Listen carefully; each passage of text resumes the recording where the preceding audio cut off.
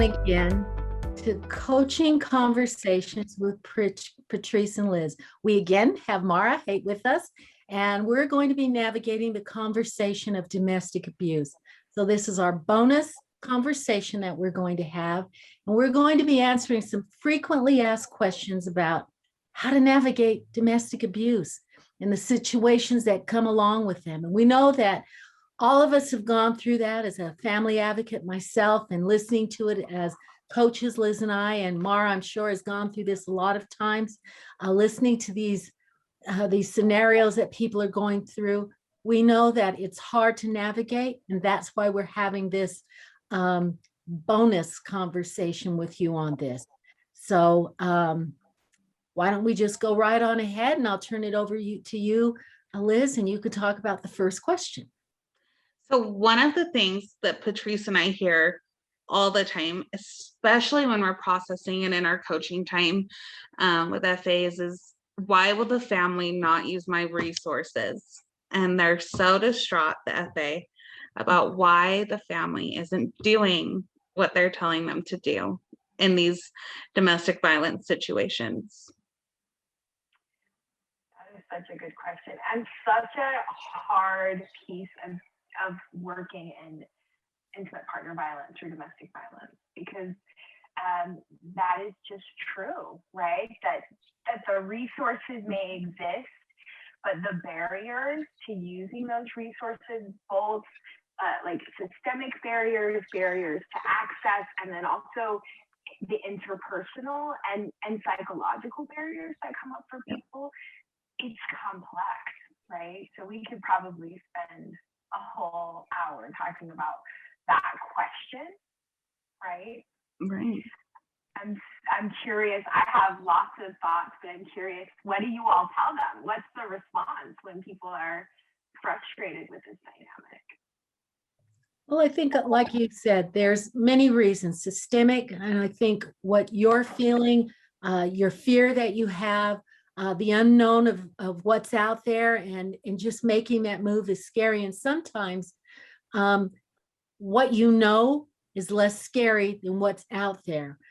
I know this person. It isn't always bad. It isn't always horrible. There are some times when I need them, and it isn't as bad as maybe what I think. So maybe just dealing with it here, whether it's good, bad, or ugly, or going out there.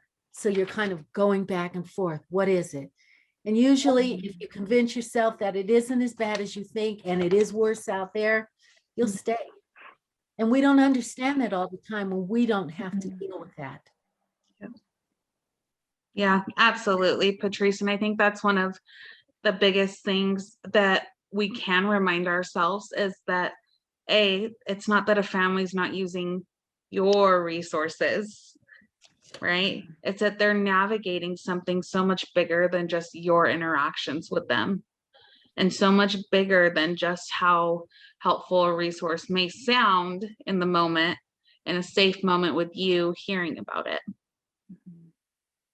And we actually know, I mean, research has shown us that the most dangerous time for someone living in a domestic violence situation is when they leave. And so I think I always, as hard as it is, I have to check that I only get to see like this much of the picture, and that my client is the expert on their experience, and they, even if they don't have the words for it on a felt sense level, they know when it's safe and when it's the right time. And sometimes it takes years to get there, and sometimes they never get there, and sometimes it's when their kids leave the home, and there's so many things that they're calculating, right? And the reality is that risk goes up a lot when they leave, because when you're in that dynamic of power and control and you leave, the only power the person now has over you is taking your life, right? So that's where we see an uptick in domestic violence homicide. So of course that's an extreme, but it's also a very real consequence, and something that is often threatened. Like, if you leave me, I will kill myself, I will kill you, I will kill our children. So that's a very real fear. But then on top of that, I think it's hard to sit with that this is also someone that person loves, right? And all of us probably have relationships that feel toxic in some way or another. And we understand that people are full humans and that no one is just a perpetrator, right? And sometimes in the field of domestic violence treatment and prevention, because we kind of talk about victims and perpetrators, we forget these are real human relationships, right? With tender moments and with histories and with, often shared children and all the complicated dynamics we all bring into our relationships. So we also have to humble ourselves a bit and recognize, like, to me, this person just sounds like a perpetrator. For the person I'm talking to, this is someone they've loved, they've shared their life with in many ways, and they're scared of them. And how complicated and hard is that to wrap your head around, right?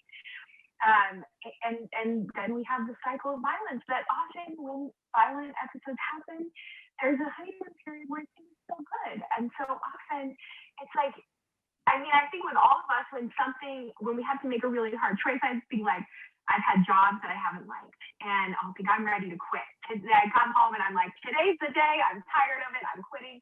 And then usually there's like, the next day it's like, things aren't that bad, right? Like I do have my one coworker that I can go like talk to and, I can last a little longer. So that's just human, right? That making a big change is hard and we like what's familiar, even if we don't like it, it's familiar, like Patrice was saying, right? So we gravitate to what's familiar.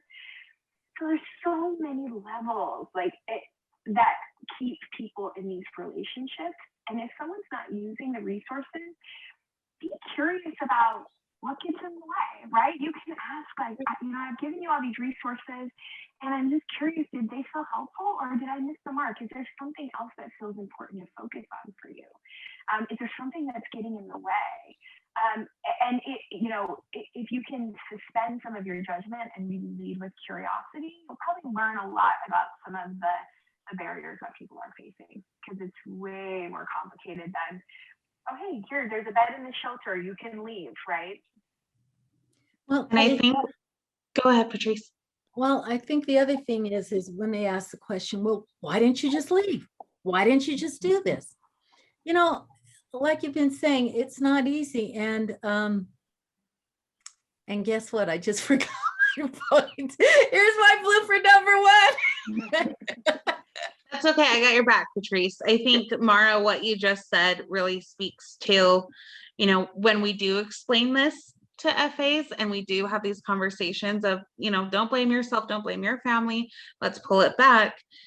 They always want, people go to a very logical place because emotionally they're struggling with that answer. So they go logical and they'll ask us, okay, well then what actually helps people leave these situations? And I feel like you answered it, Mara, that there's so many different things. And the best thing we can advise FAs to do is to have that conversation, is to not ask us, even though I really love that it seems like I can answer these things, but to ask their families and to trust the relationship enough to have an uncomfortable but very honest conversation about what's actually going to help them leave. I remembered now. We have oftentimes parents or some of our families say, why does this child do this to me? Why do they do this to me? They're doing this to me on purpose. But we've got to be careful in saying that very same thing to them, because they aren't doing this to us on purpose. We say to ourselves, why are they doing this? They could just do this. They could just look at these resources. Why don't they just leave the house? It's not that easy, like you say, but we have an attitude of, why did you do this to me? Why didn't you just do this? Why didn't you just leave? And that has a tendency to mess with the relationship that you have, that they're depending on you to not be judgmental. They're depending on you to hear them. They're depending on you just to listen and help organize them. I'm glad you said that, Patrice, because it comes back to that trauma stewardship piece that we talked about, that these relationships, these family dynamics feel so triggering for us. We are so often carrying with us like this fear that knowing that the family is not safe, knowing the kids are not safe, knowing what's happening every day in the home, hearing it, seeing it is traumatizing. And we want to default, like you said, Liz, to that problem solving, because that feels safe. That feels, we want to believe we have some control, right? Right. And then when we, deliver this resource list and we think, yes, I solved it, right? I did the thing. Yeah. And we're met with the reality of the powerlessness that we have, and that often the family has as well. It's hard to hold, and we want to either blame them or blame ourselves. We got to blame somebody, right? Like somebody has to be at fault and it has to be fixed. So we have to kind of come back home to that principle of like grounding ourselves, getting back in our window, recognizing this isn't my life. And I'm not the expert on what's best for this person. I did provide the resources, and I may need to provide them over and over again, because it might come up every few months. And when you're living in a traumatic environment, it's really hard to keep track of those things. And so you might just need to be that resource over and over again. The more safe and supported people feel outside of the relationship, the more likely they are to leave. So just be that safe support and be consistent, and then let go of your expectations, right? And that's hard, and take care of yourself in it. Oh, you mean, Mara, we can't just think, well, this is my job. This is what I'm supposed to do. I'm supposed to fix you. So I can check it off and go home at night and know that I took care of everything that I was supposed to do. Fix you. Make sure everything is fine. Unfortunately, we can't fix, most of us can't even fix ourselves. Mm-hmm. We just have to keep being open-hearted and recognizing that being human is complex and hard. Oh gosh, really? Pointing. I think we see this too in some of the other questions we get, because we get we get that mindset of I need to fix them. So how do I even know I'm in danger, right? They stop being able to monitor themselves and their own reactions. We get questions like, can I give the survivor, whoever that is in the family, my personal number? What if they need me? What if I'm the only one they can call? Or, things like, some other questions. Let's start there. But, these are some of the things we get asked because of this relationship piece. So I don't know, for either of you, what do you think? The obvious answer to giving yourself a number out is no. Because at the end of the day, you can't protect a person if you're walking into their same danger with them. Well, one thing that I always have told, because I've worked with so many amazing advocates that want to give their cell phone number out, and some that do, right? And I get that. I get even some of the popular culture examples of the super advocates are those advocates. There was a documentary at Sundance a few years ago that profiled this advocate, and it just felt so heavy because she was giving her number out. She was doing all the things that we typically tell people not to do, but look very committed, because you are very committed. But we all have had many conversations about boundaries, so I'm not going to talk about boundaries because I think people get that. But when you're really afraid for someone, you want to break your boundary. There are reasons to protect yourself, but also if you want to help that survivor get away from codependent dynamics, then you need to widen their safety net. And if you might unintentionally become part of this unhealthy relationship dynamic when you want to be their savior, right? So check yourself when you think, I have to be the one they call. They only trust me. Help build a sense of safety and trust in the community, because there are 24-hour hotlines.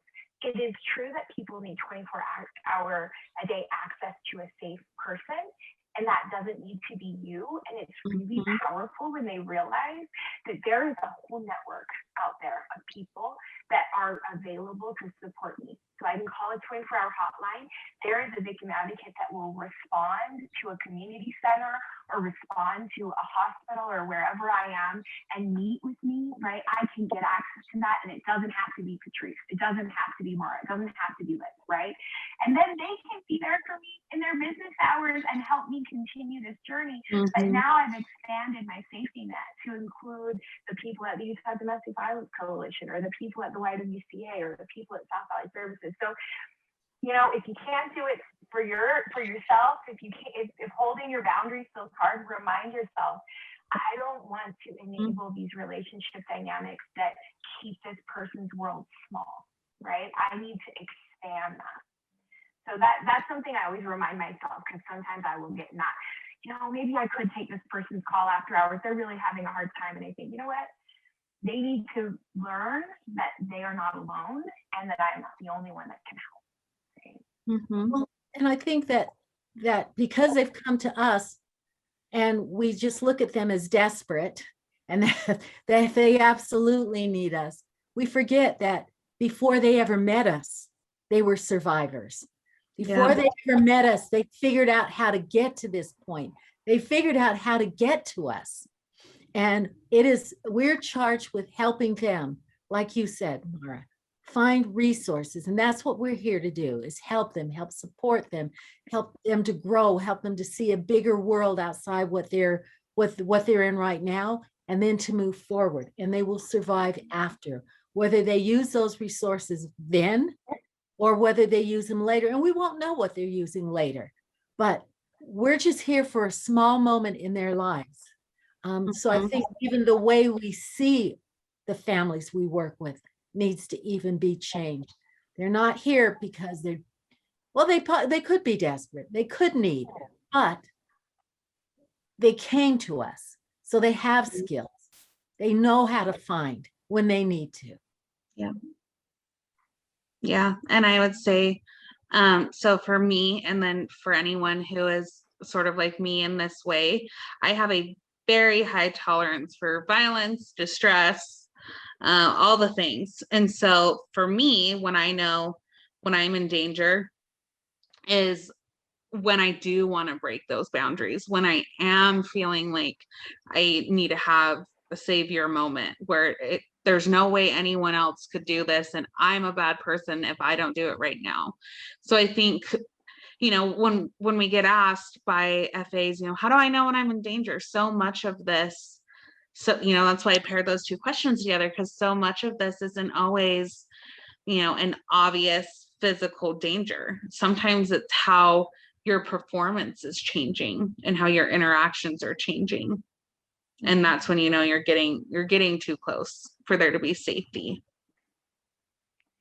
I think anytime you're working with this level of acuity and this level of crisis, you shouldn't be making decisions alone. Consult with people, talk to your coaches, talk to your peers, even if you feel like you've got it, right? Like anytime that I have a client who I'm feeling scared for, I already know that my trauma brain is getting activated and I need to be bringing someone else into the loop with me to help me make decisions. So just have that be a general rule. If you're working with someone and you have, you know, there's some really great risk assessments that you can do, and we can link to that in the resources.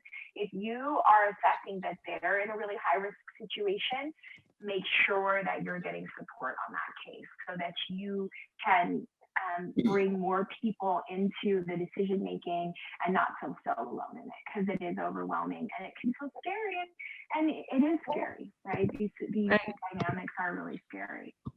So maybe you make me think, Mara, with this answer you've given on the circle of security. We usually talk about it with children, but on that circle of security is that person who's in need of our services is going through on their circle. One of the things it says when you get to the far right of it is, Mom, I need you to go over here and take care of you so that you can come back here and take care of me. Maybe it's saying, service provider, I need you to go over here. You come back over here and I need you. You can actually see me. You can take care of me, but not through all of the stuff you're going through your eyes. I need you to see me with clear eyes and see to how to be able to help me, so that when I come to you with stuff, hard stuff, you're able to be there for me. You're able to be present for me, and not present for me looking through your glasses of trauma and all of that, and your needs and all of that. Totally. Yeah. Yeah, That's a great way to see it. Patrice. absolutely. And all of that leans to of, people wonder, do I tell my coach first? Do I tell my supervisor first? What do I do? There's all this worry about, initiating steps. And Patrice and I always like to remind people that reports happen with supervisors, and that coaches are here to support both you and the supervisor. And then after a report or anything is done, support you in how to repair your relationship with that family, which is a huge chunk of the questions we get. There's kind of an umbrella question of what justifies a report. And then, we get all these nuanced questions like, well, the kids aren't involved, but it's, it's just the adults, but I can't just sit by and watch it. Can I make a report? Or, generally, what can we do for adults who are being abused? Or the kid being abused isn't on my caseload. It's, the teenage sibling. I'm scared that they'll pull my kiddo out and I won't be able to continue my work with them. Can I just not make a report because it's not my kiddo I'm working with? So some of these nuanced questions that I think we should discuss under the umbrella of like what justifies a report. Reporting. Yeah. Well, I mean, y'all are confidential communicators, right? So you are only making reports if you're dealing with kiddos, right? So someone under the age of 18 or vulnerable adults. And it can be really hard to sit with someone who you feel is vulnerable, or you see their vulnerability, but you actually know that they don't fit that legal definition and they have the full ability to make this decision, but there are barriers and vulnerability factors that affect them. And I just always remind myself that if I take their power away, I am doing what the abusive partner is doing to them. So even if I think it's in their best interest, me taking their power away by reporting what's happening to them and breaking their confidentiality, aside from it being a confidentiality violation, it's not actually in line with good trauma-informed care. We actually need to find ways to empower people and meet them where they're at. Now, when you have a kid involved, and I mean, this is maybe going to sound radical, but I don't think BCFS reports are that useful either. I mean, a lot of times nothing really good comes from families from those reports, but we have to make them. I want that system to change so that it is more about healing, but right now, for many families, because of systemic racism and because of all kinds of factors that are embedded within that system, you are not necessarily making people safer by reporting, right? But sometimes we have to report. But I just caution people to look at reporting as a solution. It makes us feel better because we passed it off. It doesn't actually usually make families safer. I completely agree with you, Mara. I hold very similar ideas about reporting, that yes, we are mandated reporters, but in so many ways it just creates another barrier. So we need to be prepared to face that barrier after we create it. And just because it's a barrier and just because it's going to be hard doesn't mean we can excuse ourselves from doing the report. So I think a lot of times when we hear, well, it's not my kiddo on my caseload being abused, I understand that we have all of these worries. Are they going to come back? Are we going to lose contact with this family? How are we going to be able to see this through? But at some point we need to accept that reporting, is it ideal? No, but we are mandated, and B, even if reporting was ideal, it doesn't guarantee that we'd be able to control any of the outcomes after it.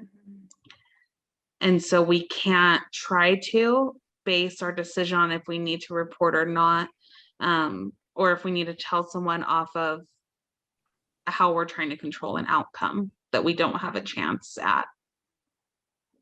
That's so important.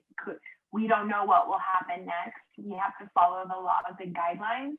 We have to be transparent and make sure that we're doing everything we can to keep that family in the loop and empower them. And then we're going to have to repair, right? And know that like that's just part of the work, that you sometimes have to make those reports, and then you're going to have to repair the relationship. Don't avoid it. Just say, what was that like for you, right?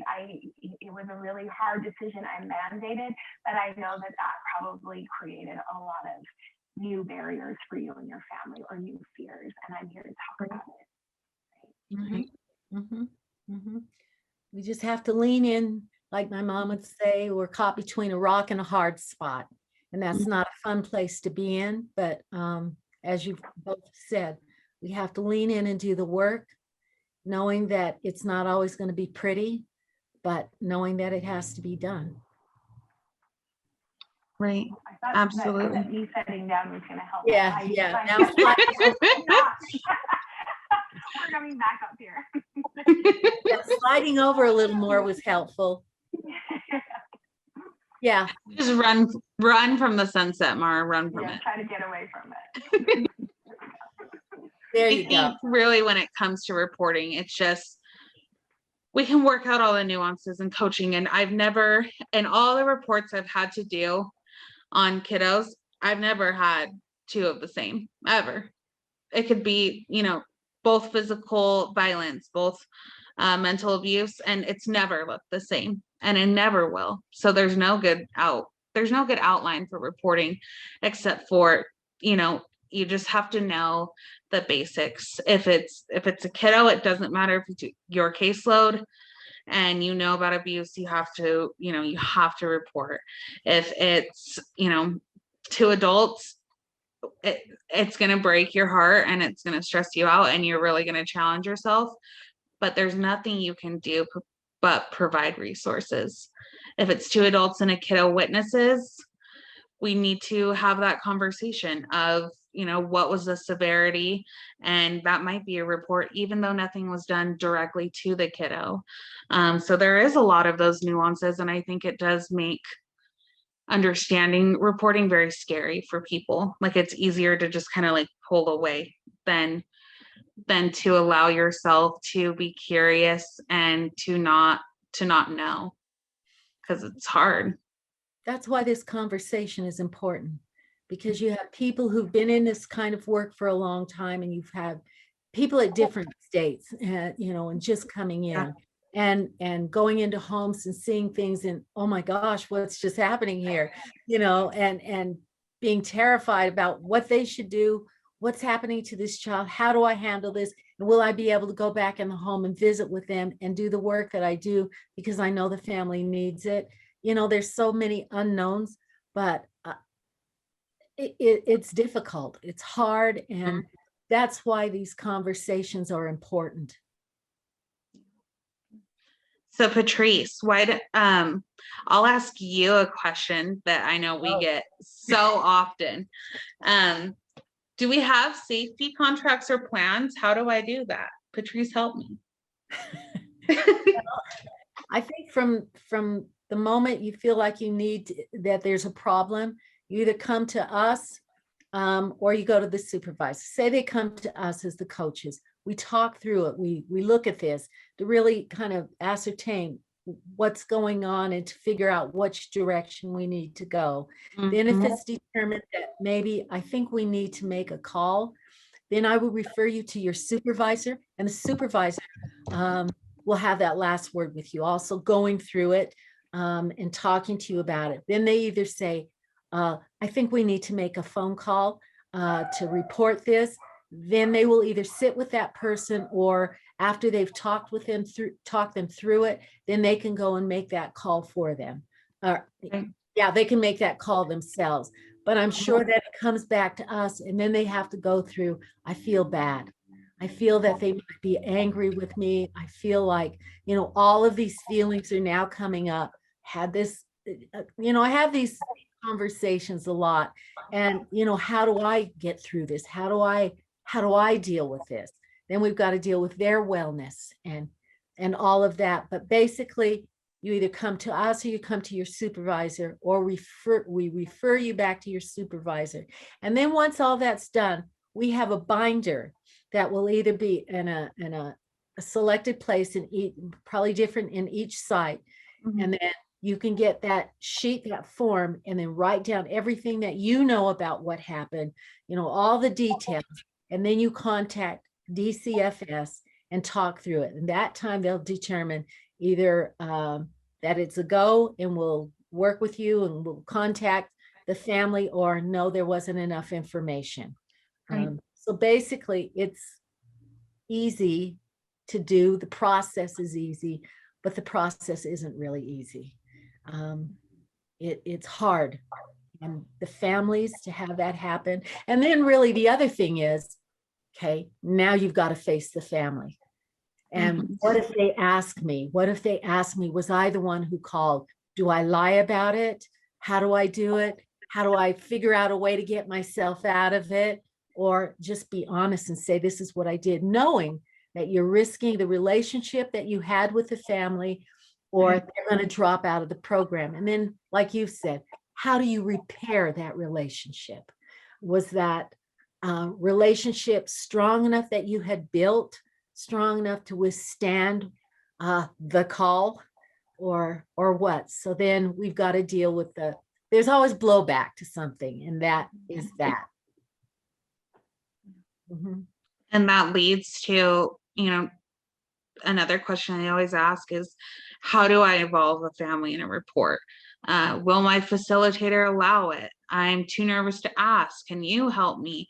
All of those sort of things. And just to kind of kick that off, I think it's really important for facilitators to be transparent with their comfort level of involving families and potentially seek coaching themselves, because I think it can be really empowering to have that transparency with a family when there has to be a report, and give them the chance to drive it a bit and to have some sense of control of that, because it could potentially bring a whirlwind into their life. So Yeah. what do you guys think on that? One of the questions I know that you got, Liz, is like, what does research show actually helps people leave? And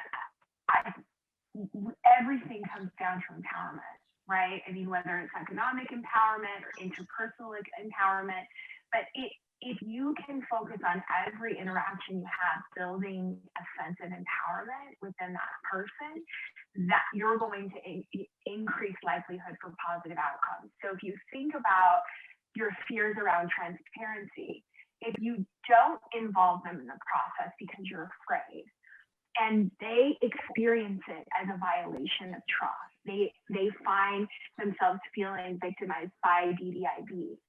They now have an experience of, I can't trust anyone to help me. They're further isolated and further disempowered. Right.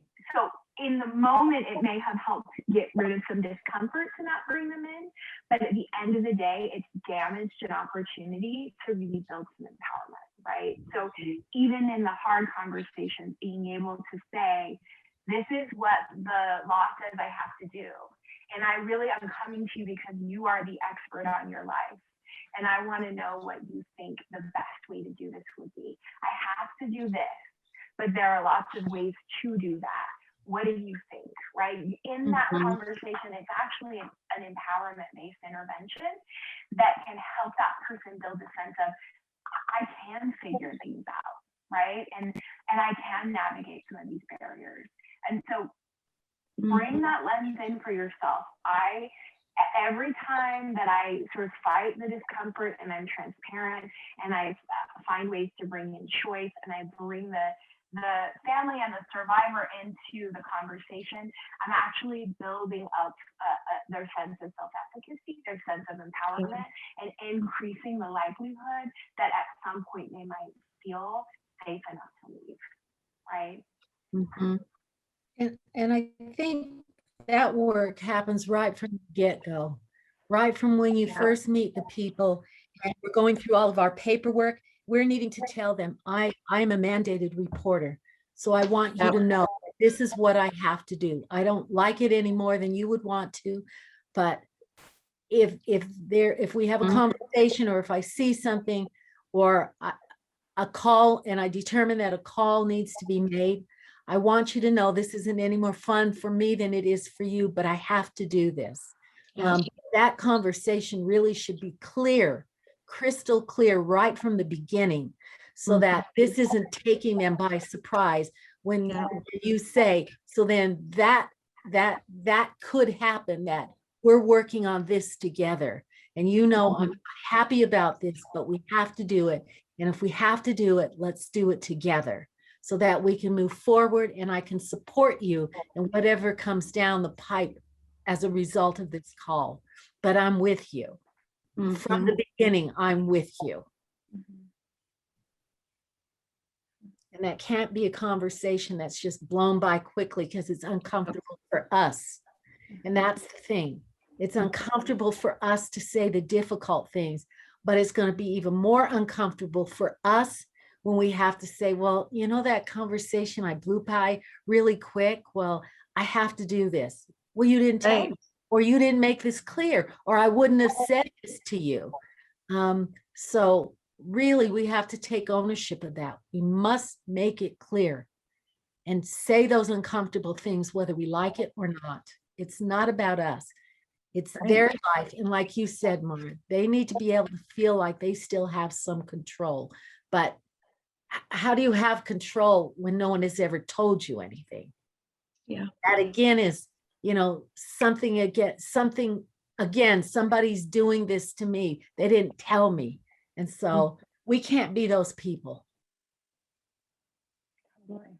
Yeah. And if it takes, sitting in huddles or sitting in team meetings or taking time in the processing that we do for socializations to be like, hey, can I role play with you guys? Can I just give you my spew about being a mandated reporter until it feels like second nature to me and I don't hate the words coming out of my mouth? I know people have a mixed love basket for role playing, but that is one of the easiest ways to get comfortable with having these conversations, is to be comfortable with yourself first, which sounds so silly, but that's really a great skill for FAs to practice and use to help with these domestic violence situations and to help with abuse and reporting situations, is to just, repeat it, stand in a mirror, talk to yourself, let yourself know you're a mandated reporter, every night before bed, until you know that you can give that spew without rushing through it, covering all your bases, and it feels like you.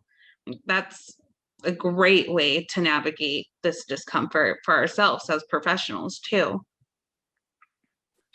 That's also, again, maybe a systemic thing, because really we can talk about a lot of things. We can practice on a lot of things. We can role play on a lot of things, but that isn't one of them. And I didn't think about that until you just mentioned that. We need to make that as comfortable as an uncomfortable topic is, more comfortable. And we have to have conversation about, you aren't doing anything to them, you're helping them. And maybe they may not see that at the time, and maybe it might not always work out in the way that they want, but everything that we're trying to do is trying to help you get out of this bondage that you're in, and maybe open up the doors. Maybe sometimes you have to go through hard stuff to see the light at the end of the tunnel. So, but again, that's probably stuff that needs to happen. How do we work with it? How do we talk about this? All of that. Absolutely. So Mara, another thing that we get all the time, and you're going to love this from a developmental standpoint, is I'm working with an infant. I'm working with a very young toddler. They don't talk yet, so they can't be emotionally or verbally abused, right? Because they won't understand, right? So I don't need to report, right? Yeah, I mean, of course, legally you have to report, but that's not the biggest issue in that question, right? And people can go back and watch our conversation about attachment and developmental trauma, but early infancy, all the way up to about 5 years, most critical time for brain development, right? And everything that's happening in that environment is affecting how the brain develops. We're talking from the time the child is in the womb, right? That's the stress chemicals of the parent, and then the stress in the environment. That child is taking all of that in, and their brain is developing around it, right? So probably one of the most critical times for kids to have a safe, stable place is 0 to 5 years, right? Mm-hmm. And I work with so many people with early trauma who they don't have the words. They still don't have the words, but they sure have the nervous system dysregulation, and they sure have the body experience of trauma, right? And that's so confusing for people to not have the words, to not have linear memory, to not understand why they're so dysregulated, but to have that experience in the body, right? So the impact lasts a lifetime, and we actually see brain changes that come when trauma happens during critical brain development that really can't be reversed. They can be worked with, right? And people can learn to work with their dysregulation, but it changes the way stress chemicals are dealt with in the brain, because the brain assumes this person's gonna be living a really stressful life, right? We better accommodate for what's happening, and those changes last a lifetime. So it's really important that we do everything we can to try to help all children, but young children, have that safety and stability within the home. And we recognize that many children won't get that, right? And that's painful to recognize that even if we are going to report and we're going to try to get them to safety and we're going to mobilize these resources. And oftentimes we also radically accept that there are painful experiences in their life that they're going to have to navigate. And how do we build those, like Patrice talks about, those circles of security to strengthen what they do have in whatever ways we can, right? But sadly, just because we can't talk does not mean that we are not taking in all that information from the environment, and our brain is doing lots of important developing in those early years. Absolutely. And that goes back, Mara, to what we've talked about in the last set of episodes. The question you say, not what's wrong with you, but what has happened to you. Mm-hmm. So when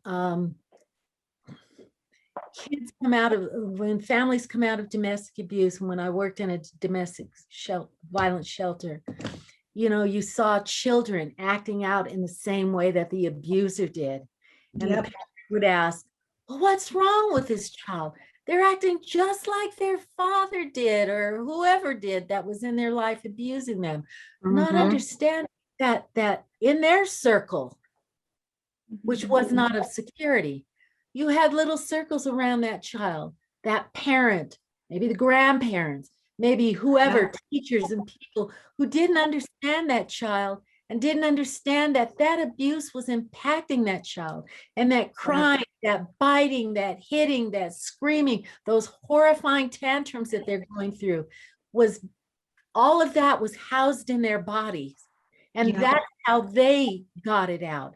That's what they were saying to you. Because again, we say behavior has meaning. So we need to look at that child and see who's circling around their circle that has impacted them. And then not state, what's wrong with him? But ask the question, what happened to this child? So our perspective can be different in how we look at that child and how we relate to that child and help that child.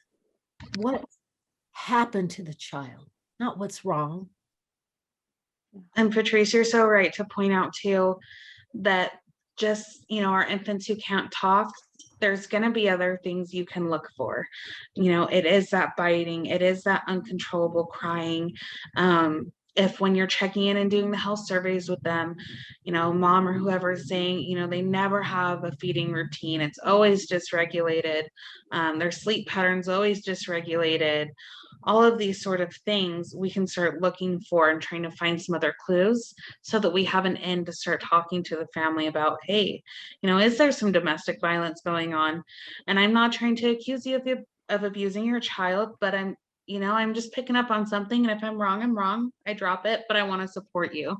So Patrice, you're so right to bring up that, our little babes, they talk, just not with their words. And we need to be watching for that. We can't forget behavior has meaning. We just have a few minutes left. So I'm wondering, there are a bunch of links and resources that will be provided along with this episode. So some great local resources on things like safety planning and risk assessment, and what resources exist, what domestic violence shelters and service providers are in the area. But are there any other questions that we want to make sure we get to in these last few minutes? There is one last question that we always get. And I think people ask it because they're wondering about their safety. They're wondering about, the safety of their families, X, Y, and Z. But we get asked, can we work with families in emergency shelters? So I'll open that up to maybe you first, Patrice, and then Mara, if you'd like to add on any like treatment considerations for when you are in that environment with the people you serve. We have worked with kids in all kinds of situations, emergency shelters, foster care. We've just done the whole gamut. I think probably they have been with us when they were in our districts, within our guidelines, our boundaries. And then they've moved out. We evaluate that, but we want to make sure that there's continuity of care. So we have worked with these families and worked very hard and diligently to help them make either that transition until we can find someone else, or they're properly placed somewhere. But we can, and we have many times. And that's just another thing in helping the child, Right. Transition and head off that trauma of now losing another person that they've cared about. And that's so I think that's an important question. But yes. And I think that's so powerful that you all are able to offer that service, because what Patrice said is just exactly right. There's so much change that happens when someone moves into an emergency shelter, and having that continuity of their advocate with, DDIV, being able to follow them throughout their process and stay with them after too is so powerful in helping them make that transition smoothly. But also don't be afraid to, and don't ignore that there is a whole treatment team that can now be involved. In most of the shelters, they'll have a case manager. They may have the therapist. The kids will have their own case manager. The parent will have a case manager. And so involve that team, make sure that you're referring them to the resources that they're getting, that you're not being inconsistent or saying information that's not in line with the information they're getting. Ask questions about how they're getting supported, and if they're not getting their needs met within the system they're in, you can be their advocate within that system and helping to make sure their voice is being heard. But there is a whole network of victim advocates and case managers and therapists, guardian ad litem, domestic violence. Yeah. And so guardian just make sure you're using that team to your full advantage, because when people have a good advocate and they know how to advocate for themselves, they can really access a lot of resources. And when people don't know how to advocate for themselves, or they don't feel, they have other barriers to getting their needs met, they often don't have the same types of experiences within those systems. So you can also ask a lot of questions, get to know the organization that they're working with, and don't be afraid to be the difficult one, right? Like you as the advocate are there to push for your client to get their needs met. And so if you feel like the family is not being heard, or they're not, being served in the way they should be served, usually there is someone within the organization that can address that. You can have push for that. Yeah.